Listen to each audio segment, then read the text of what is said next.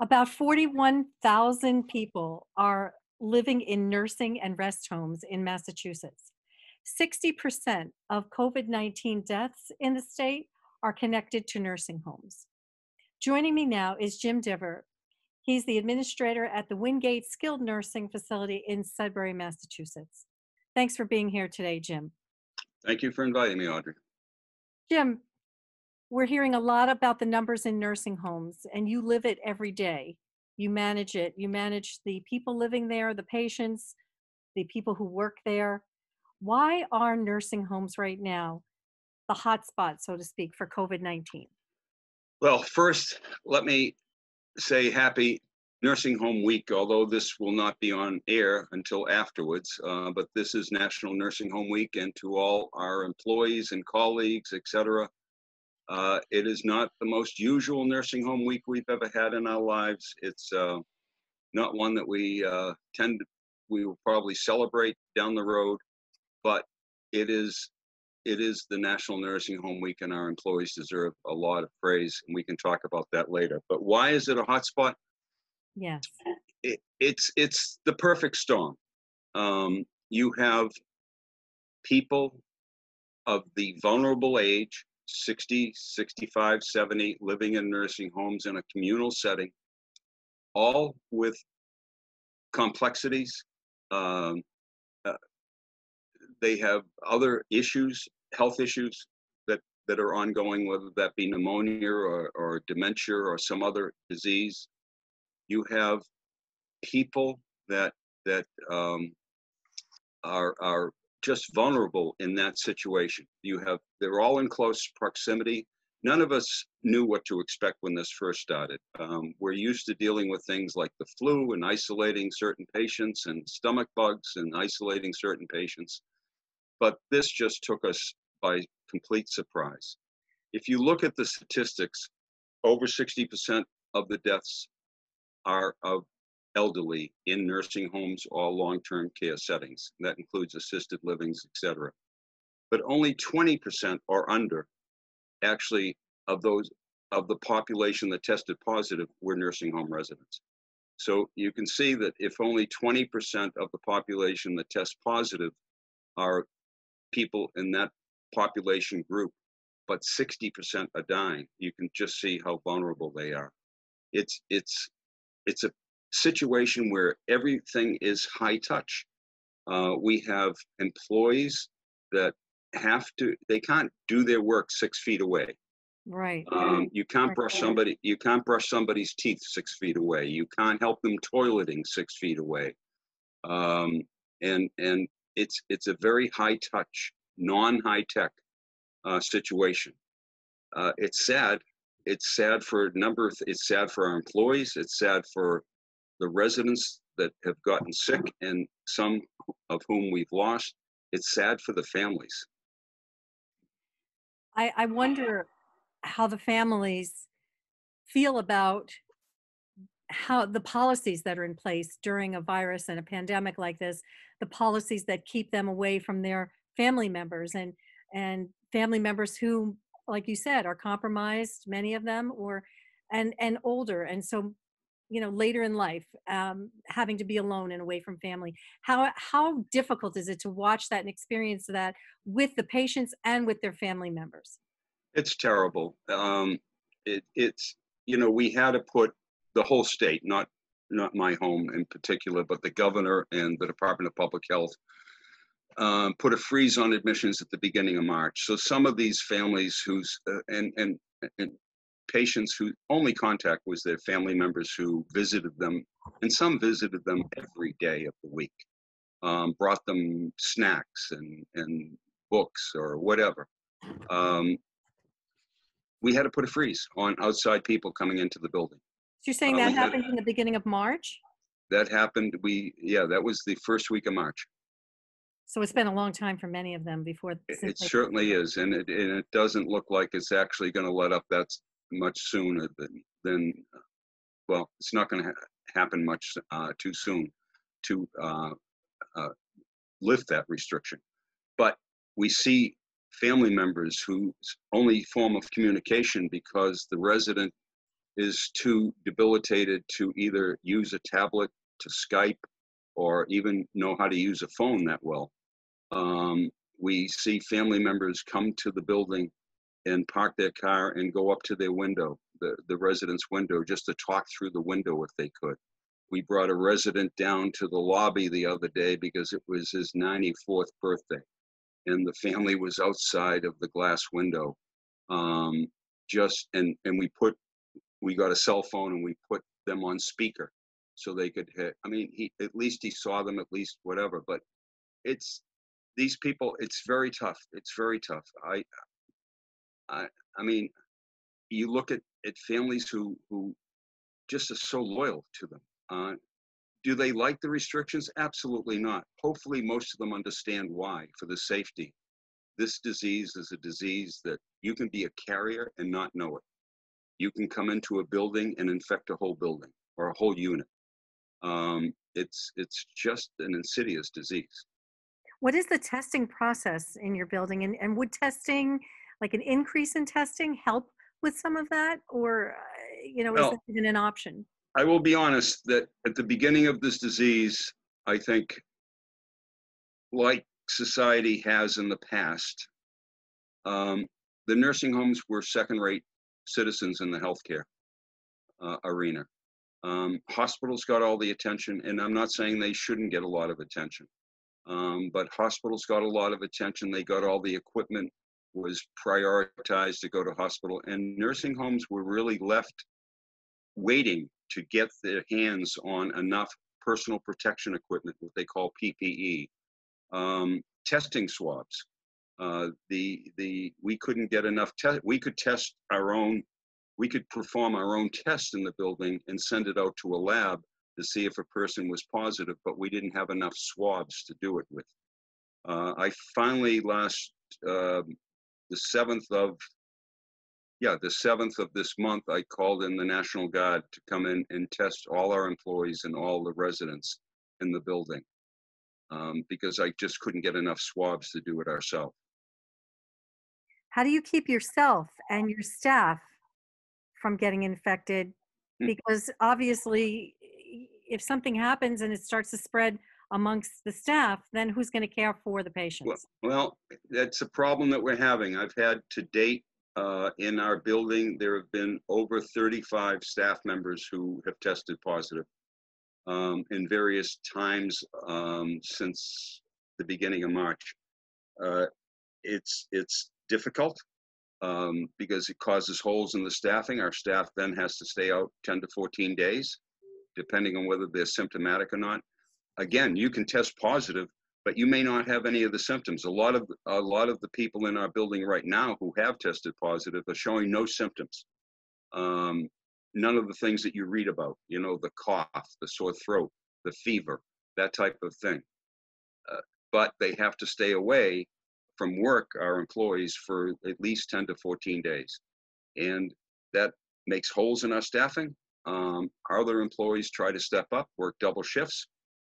Some would love to work triple shifts because they're really that dedicated, but you can't do that by law.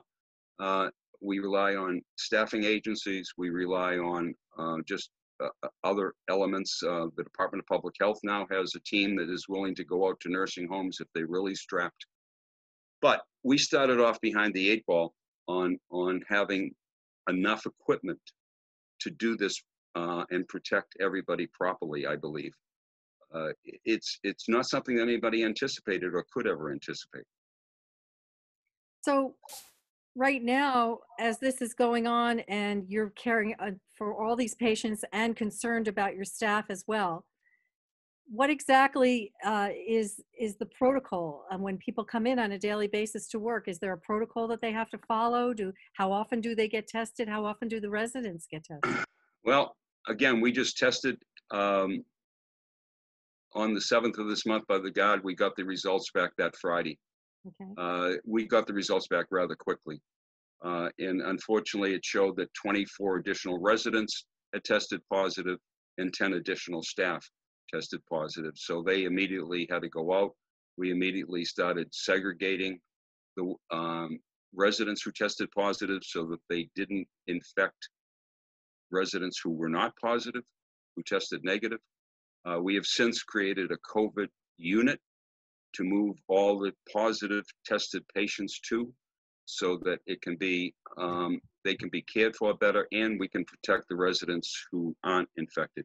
This disease is such that let's say on the unit you have a patient that's positive in a room by themselves, and staff go in and care for that resident. If they come out and don't take off their protective equipment and just walk by another resident's room who's negative, we have to treat that resident as possibly being infected. They don't have to go in that other resident's room. They can just walk by in the hallway. That's why we wanted to get all the COVID patients down to one unit. We check every time an employee comes to work, we have them fill out a form. The form asks certain questions about, have they been in another nursing home? Have they experienced any symptoms? We take their temperature when they come in. If they even leave the building for 10 minutes to go out to their car to get their lunch and come back in, we re-temp them again. When staff come into work, when they go on the units, they have to wear personal protective equipment, which is usually jumpsuits or gowns, goggles or a face mask, a face shield. You've seen it all on TV. Mask, obviously. And that's how they have to work for the day, which is not a comfortable thing on a hot day. Those suits are pretty warm. They are. And nursing homes typically are not overly staffed. No. And so I can't even imagine how difficult it is to manage this. We have problems in that area from time to time. Again, we offer incentive bonuses for staff to pick up shifts. We offer incentive bonuses for agencies to send us people. And we prefer not having agency people since they don't know our residents that well, but we do need personnel to take care of our residents, to bathe them. But we do run short from time to time, and families get an additional frustration when somebody doesn't answer the phone on the unit when they call.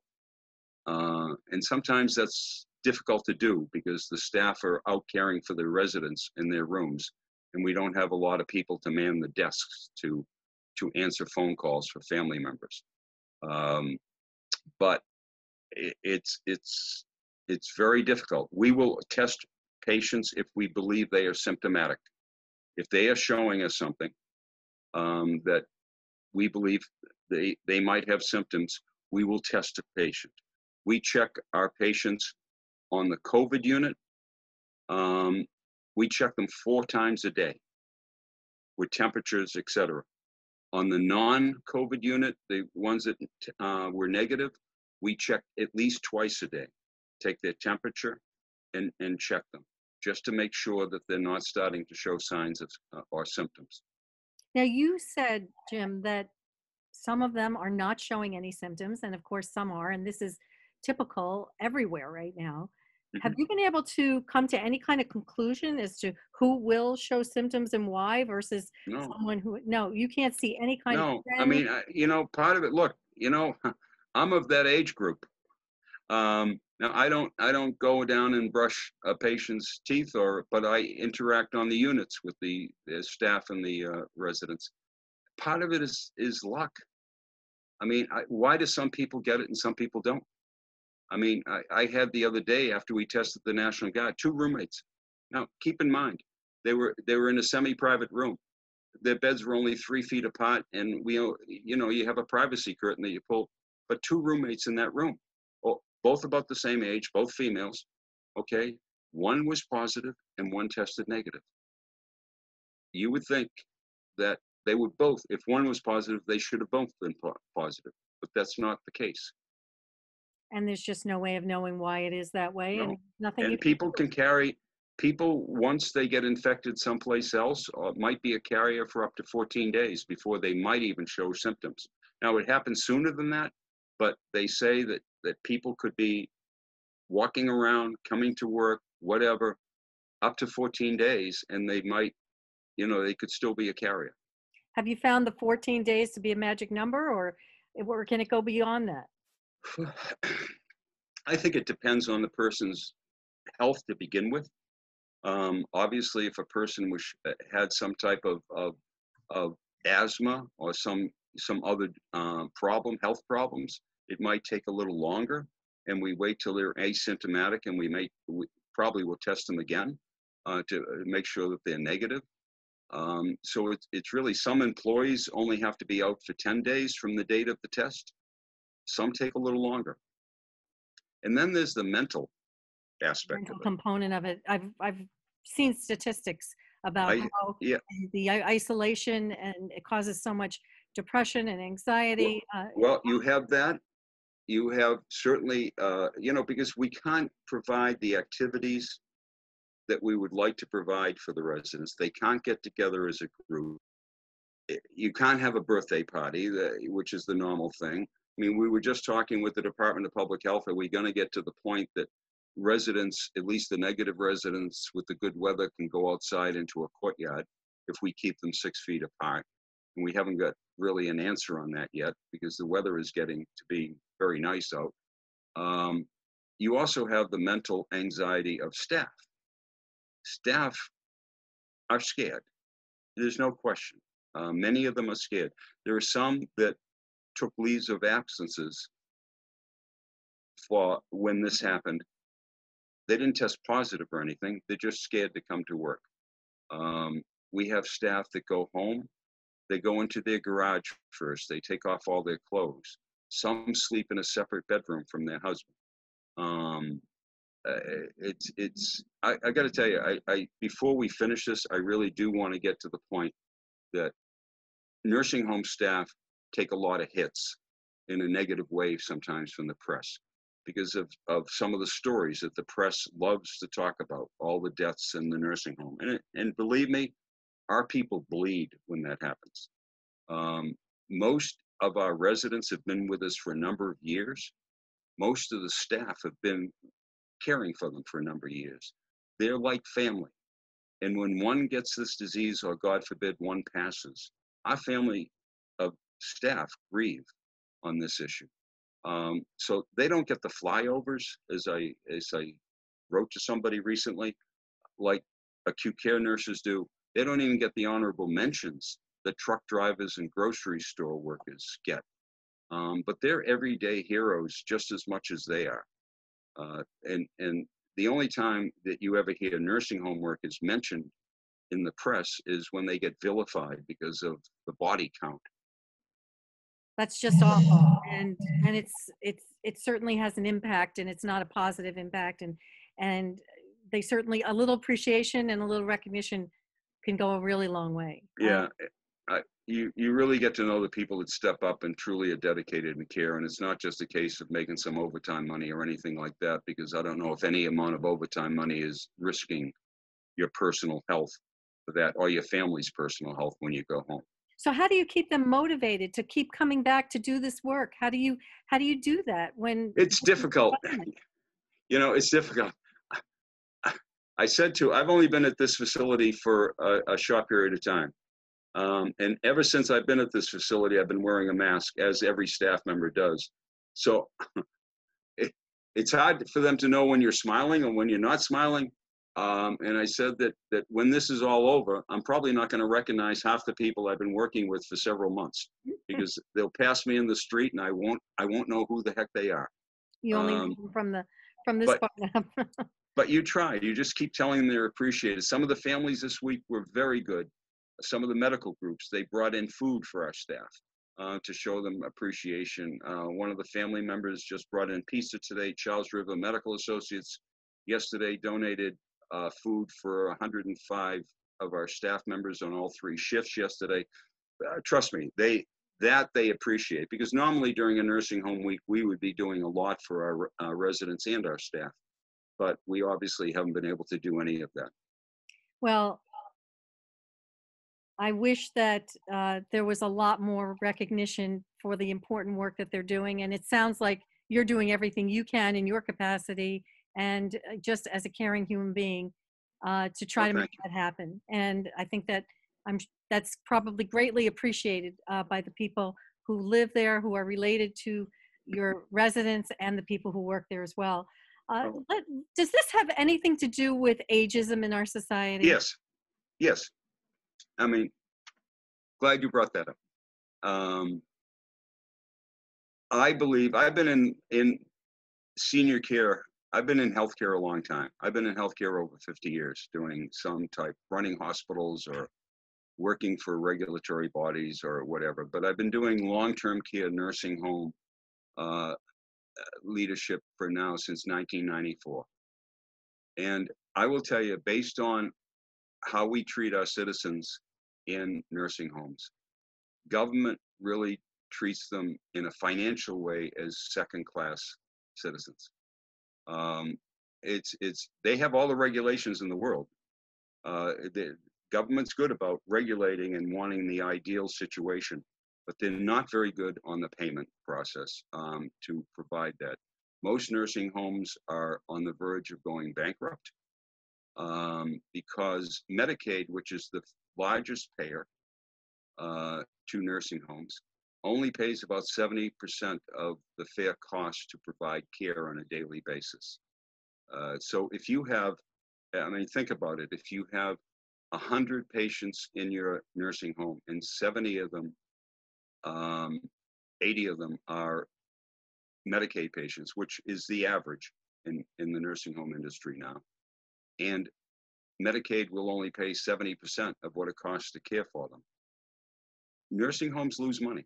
They lose about, we estimate they lose somewhere about $30 to $40 a day for every Medicaid patient.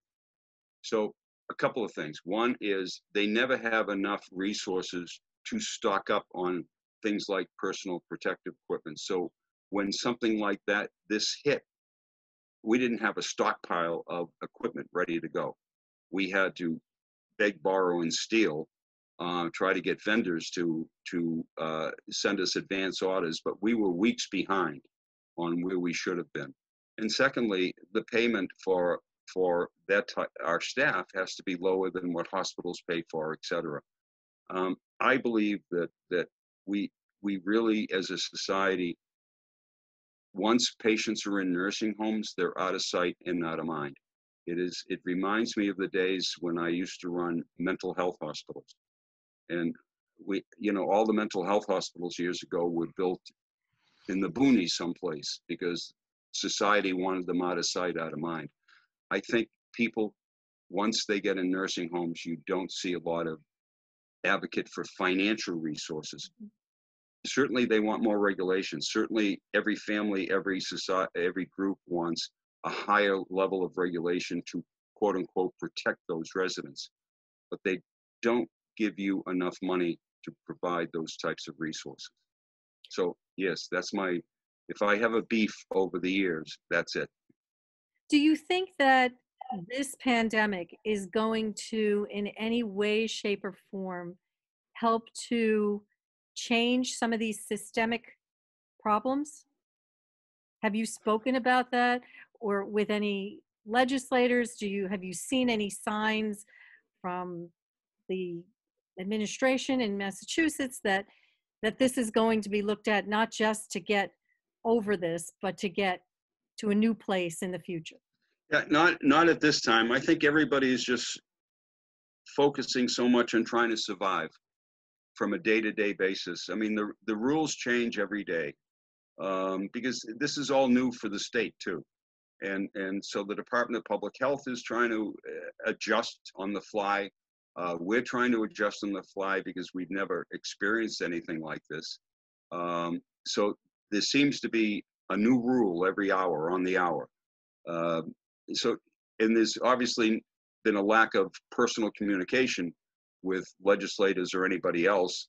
I'm hoping that after this is over, somebody does a post-mortem on the problems the whole healthcare industry experienced, not just hospitals, but nursing homes as well.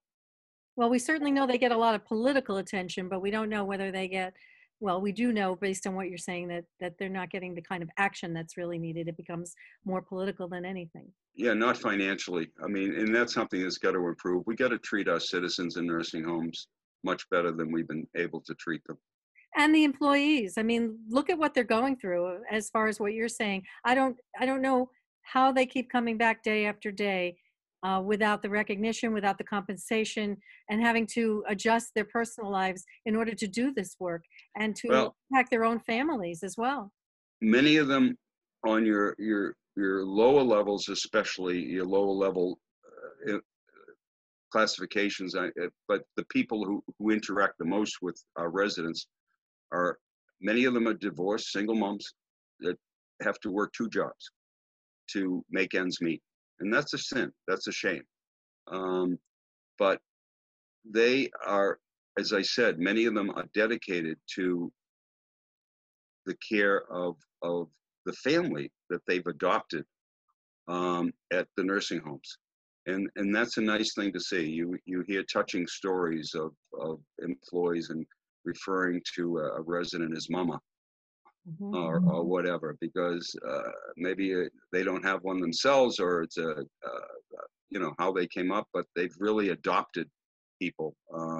They get And, very close, and, and and they can start to feel like family. Yeah. So yeah, you're, and we go ahead. no, I was just going to say, so your essential workers are primarily women.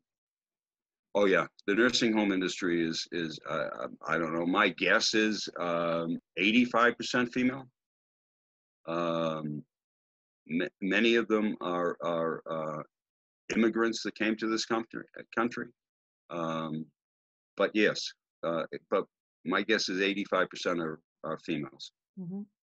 It's not unusual to find that in female-dominated professions where the pay level is lower and the level of appreciation is lacking. It's Yeah. something that has to change. Well, I would look at I would throw hospitals back at you though, and hospital, I would believe that the majority of that workforce is female too, for nurses, and their compensation level is much better. But again, we rely mostly on Medicaid. Years ago, that wasn't true. We used to be able to offset the losses of Medicaid by private pay patients and Medicare, which was a better payer. But with the advent of home health care and Medicare wanting to send people home for care from the hospitals rather than to nursing homes, um, that percentage changed dramatically. So going forward here, we don't know whether this is almost over or just the beginning. So Oh God, don't tell me it's just the beginning. I mean, I'm not sure it's almost over, but please don't tell me it's just the beginning.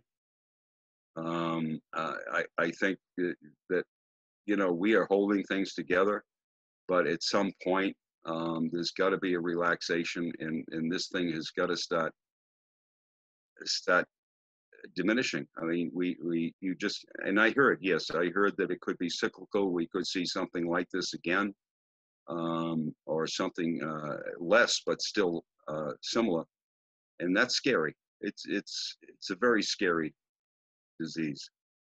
it is a very scary disease. And I just want to say on behalf of anyone who's watching, everyone, and just on behalf of everyone who works for you and with you in this industry to take care of our elders, uh, National Nursing Home Week should not just be one week.